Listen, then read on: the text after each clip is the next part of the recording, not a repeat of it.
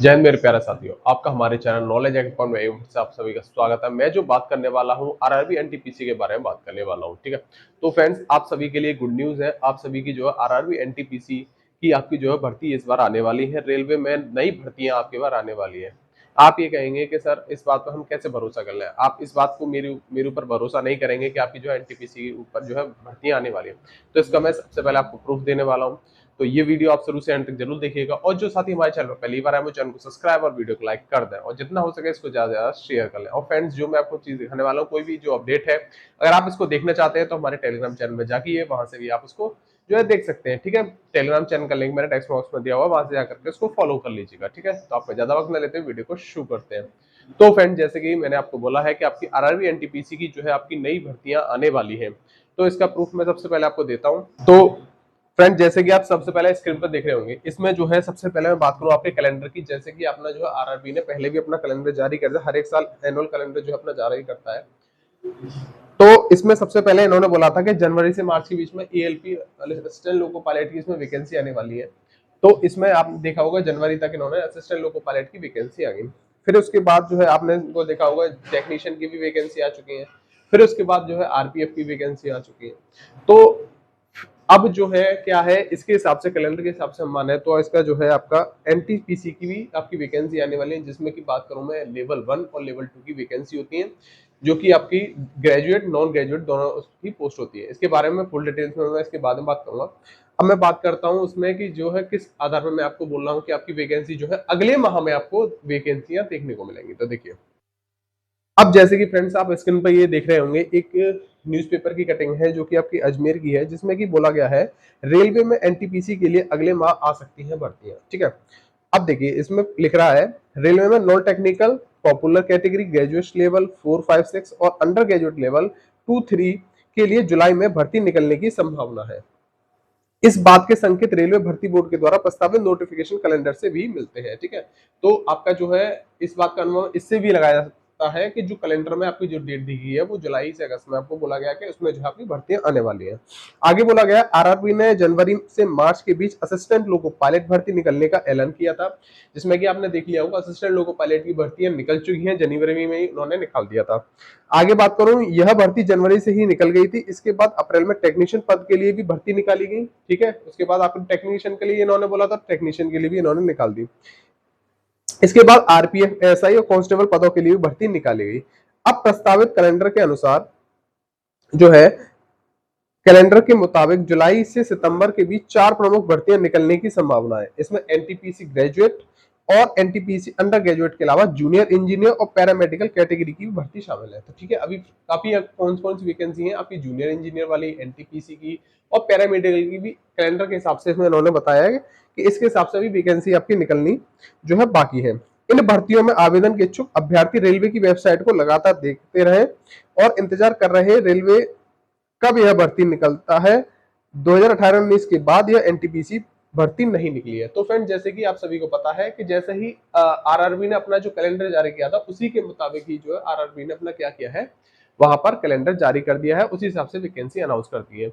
तो अब आपका जो है कैलेंडर में आपका दिखाया गया था कि जो आरआरबी की एनटीपीसी वाली जो वैकेंसी थी वो जुलाई से अगस्त में आपकी निकलने वाली थी। ठीक है ना, तो अब उसी के हिसाब से अब आपका देखा जाएगा कि आरआरबी एनटीपीसी में भी आपकी जो है वैकेंसी अब जुलाई से अगस्त में आपको आने वाली है। तो अब आप जो है अपना पढ़ाई में शुरुआत तैयारियां शुरू कर दीजिए। अगली चीज में बात करूं, ये जो भर्ती इससे पहले जो आई थी वो आपको 18-19 में भी आपको देखने को मिली थी। अब मैं बात करता हूं आरआरबी एनटीपीसी के बारे में, इसमें किस किस लेवल की पोस्ट होती है, क्या क्वालिफिकेशंस होती है, क्या एज क्राइटेरिया इसमें रहता है, तो सारी जानकारी इसमें आपको मैं देने वाला हूं। तो सबसे पहले देखिए आरआरबी एनटीपीसी की में इसमें फीस की बात करूं तो फीस आपकी जो है 500 रुपए इसमें फीस होती है यूआर कैटेगरी की। बाद बाकी और अदर जो कैटेगरी वाले जो है उसमें आपके 250 रुपए फीस होती है। सब 400 रुपए रिफंडेबल और बाद बाकी नॉन रिफंडेबल है आपकी, इस तरीके से फीस आपकी रहती है। वहीं मैं एज क्राइटेरिया की बात करूं तो यूआर कैटेगरी वाले जो होते हैं इसमें आपकी 18 से 30 वर्ष यहाँ पर आपकी जो है एज रहती है। वहीं में ओबीसी कैंडिडेट्स को 3 साल की यहाँ पर छूट मिलती है, तो 18 से 33 वर्ष हो जाती है। वहीं एससी/एसटी कैटेगरी वाले जो है उनको 5 साल की छूट मिलती है, तो 18 से 35 वर्ष यहाँ पर आपको एज क्राइटेरिया यहाँ पर देखने को मिलता है। अब मैं बात करूं क्वालिफिकेशन, देखिए क्वालिफिकेशन इसमें 2 तरह की पोस्ट होती है, एक आपकी ग्रेजुएशन लेवल की होती है, एक अंडर ग्रेजुएशन लेवल की पोस्ट होती है। तो सबसे पहले मैं अंडर ग्रेजुएशन लेवल की पोस्ट की बात करता हूँ, जिसमें कि मैं बात करूं इसमें आपका लेवल 2 और लेवल 3 की पोस्ट होती है, जिसमें कि आपका क्या मांगा जाता है, क्वालिफिकेशन में 12th पास आपके पास होना चाहिए। इसमें आपको प्लस एक चीज जो होनी चाहिए, आपको यहाँ पर टाइपिंग भी आना चाहिए। ये आपका दोनों में ही चीजें हैं, चाहे आप ग्रेजुएशन लेवल से हो चाहे अंडर ग्रेजुएशन 12th पास हो, तो दोनों में ही आपको टाइपिंग आनी चाहिए। इसका आपको कोई भी यहाँ पर सर्टिफिकेट नहीं चाहिए होता है, सिर्फ आपको वहां पर टाइपिंग आनी चाहिए, ठीक है। अगली चीज, लेवल 4, 5 और 6 की बात करूं तो ये ग्रेजुएशन लेवल की होनी चाहिए आपको, मतलब ग्रेजुएशन आपके पास होनी चाहिए जब तक फॉर्म निकले उस डेट तक, ठीक है। और इसमें भी आपको क्या होना चाहिए, टाइपिंग यहाँ पर आनी चाहिए, कोई इसका सर्टिफिकेट नहीं है। और टाइपिंग की बात करूं, ये सिर्फ आपका जो टाइपिंग होती है ये सिर्फ क्वालिफाइंग नेचर होता है, इसमें इसके आपके नंबर कोई नहीं जुड़ते हैं। ये जो आपके नंबर जुड़ते हैं ये सिर्फ सीबीटी वाले जो स्कोर आप जो करते हैं उसी के ही नंबर यहाँ पर दिए जाते हैं, ठीक है। अब देखिए आगे बात करूं सिलेक्शन प्रोसेस की, तो सिलेक्शन प्रोसेस में क्या क्या होता है, पहले सीबीटी होता है, सीबीटी 1, फिर सीबीटी 2, फिर टाइपिंग होता है, फिर आपका मेडिकल वगैरह, ये सारी चीजें होती हैं। अब हम बात करते हैं इसमें सिलेबस की, आपका क्या क्या सिलेबस इसमें रहता है। तो सबसे पहले मैं सीबीटी 1 की बात करूं यहाँ पर, तो सीबीटी 1 में आपका जो है सबसे पहले जो सिलेबस रहता है, इसमें मैथ्स, रीजनिंग, जीए, 3 आपके इसमें सब्जेक्ट रहते हैं। मैथ में आपके 30 क्वेश्चन होते हैं, 30 मार्क्स का होता है। जी रीजनिंग की बात करूं तो आपका 30 क्वेश्चन होते हैं, ये भी 30 मार्क्स का होता है। और जीए की बात करूं तो 40 क्वेश्चन होते हैं, 40 मार्क्स के। टोटल क्वेश्चंस की बात करूं तो 100 क्वेश्चंस होते हैं, जो कि 100 मार्क्स का आपका यहाँ पर पेपर रहता है। वहीं मैं सीबीटी 2 की बात करूं, सीबीटी 2 जो है आपका होता है, इसमें मैथ के जो क्वेश्चन होते हैं 35 क्वेश्चन होते हैं, 35 मार्क्स के। रीजनिंग में बात करूं तो 35 क्वेश्चन 35 मार्क्स के होते हैं। जीए की बात करूं तो 50 क्वेश्चन 50 मार्क्स के इसमें यहाँ पर होते हैं। ओवरऑल की बात करूं तो 120 क्वेश्चन यहाँ पर होते हैं, 120 मार्क्स का आपका यहाँ पर पेपर रहता है।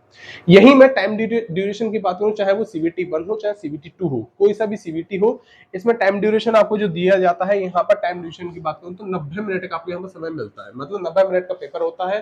सीबीटी 1 में 100 क्वेश्चन होते हैं, और सीबीटी 2 की बात करूं यहीं पर आपके 120 क्वेश्चन जो है आपको 90 मिनट में ही सोल्व करना होता है।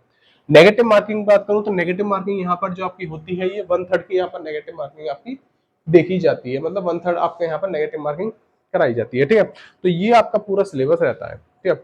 अब देखिए पिछली बार की बात करूं तो पिछली बार की पहले क्या हुआ था कि पिछली बार आपकी एनटीपीसी की आपने देखा होगा, जो लेवल 1 की जो कट ऑफ थी पहले बहुत ज्यादा हाई चली गई थी, लेकिन फिर क्या हुआ, उनकी जो कट ऑफ है फिर दोबारा से डाउन की, क्योंकि जितने बच्चों को उन्होंने चाहिए थे उतने बच्चे उनको वहां पर नहीं मिल पा रहे थे, तो उसको लेकर के इन्होंने क्या किया, कट ऑफ को दोबारा डाउन किया, और फिर आपका जो है यहाँ पर दोबारा से कट ऑफ निकाल गई। और बात करूं इसके कट ऑफ की, तो देखिए कट ऑफ इसकी जो है अलग अलग लेवल की, अलग अलग स्टेट की अलग अलग जगह पर निकलती है, ठीक है ना। तो इस तरीके से आपकी कट ऑफ है। कट ऑफ के ऊपर मैं नई अलग से वीडियो बना दूंगा, जिसमें कि मैं सारे जोन के वाइज और लेवल के हिसाब से मैं आपकी सारी कट ऑफ में वीडियो बना दूंगा, ठीक है ना। अब हम देखिए, तो ये आपका पूरा सिलेबस इसमें इस तरह ऐसा दो तरीके से आपको होता है, सीबीटी 1 और सीबीटी 2 दो तरीके के पर एग्जाम होते हैं। और यहीं पर मैं बात करूं सीबीटी 1 और सीबीटी 2, और आपका जो सीबीटी 1 जो एग्जाम होता है यहाँ पर एनटीपीसी में, ये सिर्फ क्वालिफाइंग नेचर होता है। यहाँ पर जो एग्जाम जो आपकी मेरिट जो बनती है वो सीबीटी 2 के हिसाब से आपको यहाँ पर देखने को मिलती है। ये आपका क्वालिफाइंग नेचर है, ये आपका यहाँ पर एग्जाम बेस्ड होता है, मतलब ये आपका मेरिट जो बनाता है तो सीबीटी 2 से ही यहाँ पर आपको मेरिट देखने को मिलती है ना। ठीक है फ्रेंड्स, तो फ्रेंड्स ये थी आपकी आरआरबी एनटीपीसी के रिगार्डिंग अपडेट। अब आप जो है अपनी तैयारियां शुरू कर दीजिए। आपकी जो फॉर्म है अब एनटीपीसी के यहाँ पर जल्दी ही आपको देखने को मिलेंगे, अगले मंथ में ही आपको देख हो सकता है आपका जो है यहाँ पर कोई नई नोटिफिकेशन जारी कर दिया जाए, ठीक है। तो फ्रेंड्स आपके पास ज्यादा समय नहीं है, अब जो है देखिए आपके इलेक्शन हो चुके हैं, रिजल्ट भी आ चुका है, सारी चीजें हो चुकी हैं। अब आपका जो प्रोग्रेस है, जो गवर्नमेंट है, वो सारी जो आपकी जो चीजें हैं वो आपकी जो जॉब है, जो रोजगार है, उसके ऊपर ही आपका सबसे ज्यादा ध्यान दिया जाएगा, ठीक है। तो फ्रेंड्स ये थी अपडेट। अगर आपको वीडियो पसंद आई तो चैनल को सब्सक्राइब और वीडियो को लाइक कर दीजिएगा, ठीक है फ्रेंड्स। मिलते हैं नेक्स्ट वीडियो में। Okay, goodbye, thank you.